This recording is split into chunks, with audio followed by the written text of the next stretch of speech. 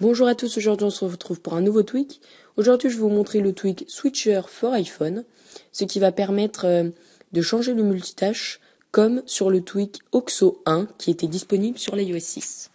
Voilà, alors quand vous faites un double clic sur le bouton Home, vous pouvez voir que c'est sensiblement, même parfaitement, le même tweak qu'OXO 1.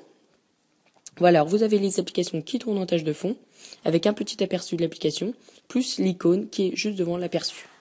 Voilà, pour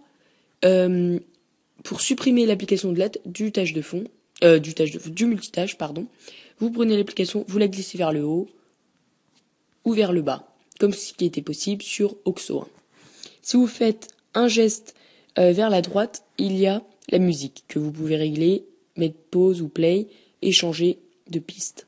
Si vous glissez encore vers la droite, vous avez les toggles que vous pouvez activer ou désactiver.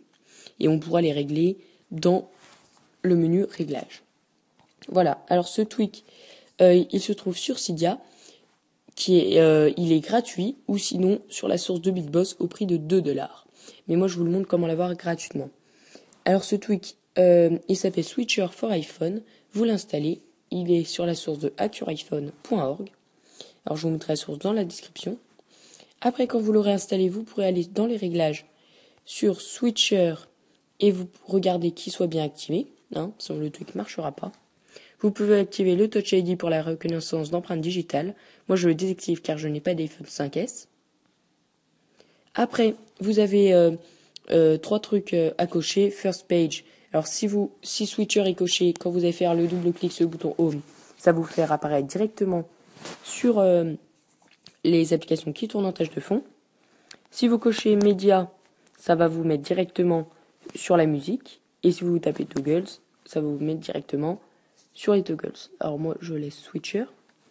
Voilà, là c'est sur 0,20 par défaut. Si vous mettez 1 par exemple, voilà, ça va devenir flou petit à petit. Alors ce qui est un peu long. Par défaut, il est sur 0,20. Les autres réglages, je sais pas à quoi ça sert. Alors, après, il n'y a pas de truc extraordinaire à faire. Vous pouvez changer la barre de couleur. Alors moi je laisse sur gris. Et un séparateur de couleur aussi. Voilà, les toggles, vous pouvez les changer. Par exemple, ceux qui sont sur Enable, comme Airplane et tout, on les retrouve dans la section des toggles sur le tweak, dans le multitâche. Et ceux qui sont sur Disable, on les retrouve pas. Pour les glisser, vous prenez les trois petits traits à droite du toggles et vous les glissez sur Enable. Rien de plus simple. Si, par exemple, les toggles se mettent pas à jour quand vous l'avez changé de place, vous avez juste à mettre Apply Change sur Apply Change. Ça va faire un respring et ça va appliquer les changements. Voilà, alors j'espère que cette vidéo vous aura plu. N'hésitez pas à laisser un pouce bleu sur la vidéo et laisser un commentaire. Et je vous dis à plus.